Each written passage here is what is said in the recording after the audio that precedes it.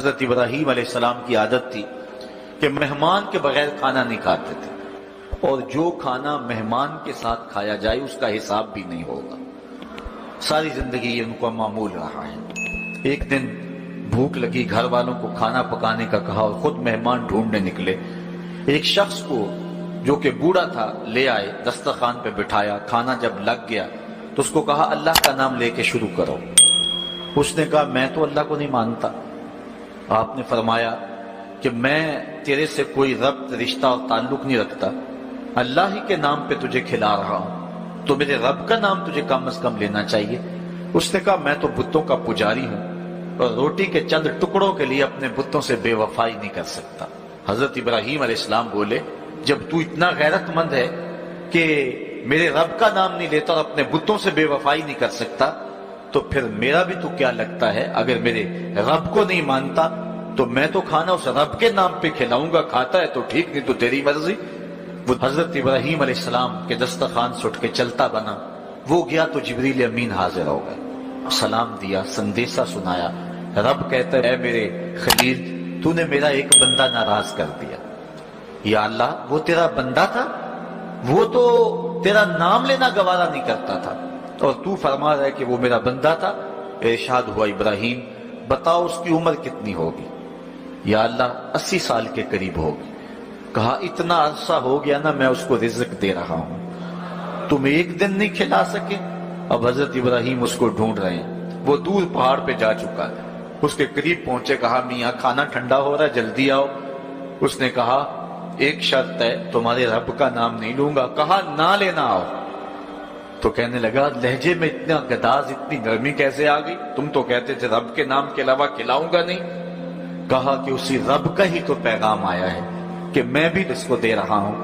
اس نے کہا اگر تیرا رب اتنا اچھا ہے تو کھانا بعد میں کھائیں گے، پہلے اس کا غلام بنا لے مجھ کو۔ تو وہ رب ہے سب کا، ہمارا حق ہے کہ ہم اس کی پوجا کریں۔ تو اللہ تعالیٰ جل شانہ نے ارشاد فرمایا یا ایھا الناس اعبدوا ربکم، اپنے رب کی عبادت کرو۔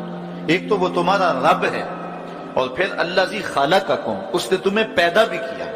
توجہ چاہوں گا، کتنی شان ہے کہ اس نے تخلیق بھی کیا اور پھر اس نے تمہاری تربیت بھی کی۔ جو تخلیق بھی کرے اور تمہاری تربیت بھی کرے، کیا اس کا حق نہیں ہے کہ اس کے حضور سجدہ ریزیاں کی جائیں؟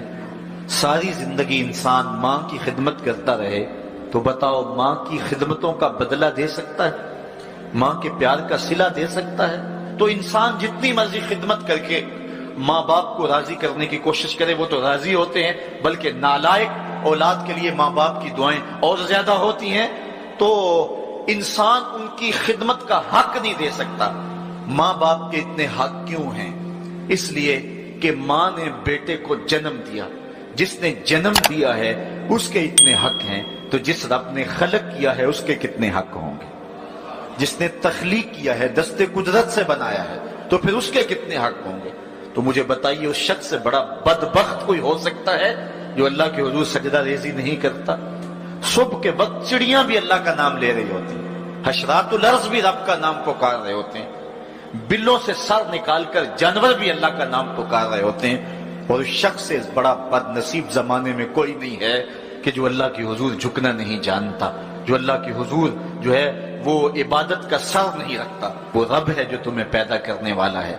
ماں کے رحم کے اندر کون نقش و ونگار دینے والا ہے؟ کس نے گوشت کے لوتھڑے کو بولنا سکھایا ہے؟ کس نے چشم خانوں کے اندر روشن چراغ رکھ دیے ہیں؟ اور کس نے سر کے اندر ایک نشیط اور روشن دماغ رکھ دیا ہے؟ کس نے ہاتھوں کو پکڑنے کی قوت دی اور کانوں کو شنوائی کی طاقت دی؟